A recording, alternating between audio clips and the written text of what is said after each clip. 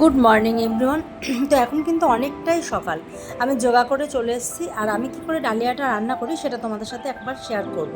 মেয়ে যেহেতু স্কুলে যাবে তো ডালিয়া খেয়ে যাবে। এখানে দেখো আলু আর গাজর কেটে নিয়েছি, আর বিনস ছিল না বলে দিতে পারলাম না।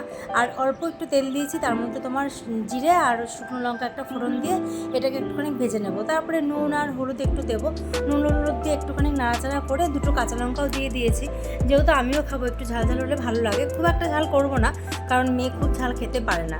তারপরে আমি এখানে ডালিয়া আর মুগ ডালটা যাওয়ার সময় ভিজিয়ে রেখে গেছিলাম ব্যায়াম করতে যাওয়ার আগে। তো আমি এখানে কিন্তু মুসুরির ডালটা দিইনি।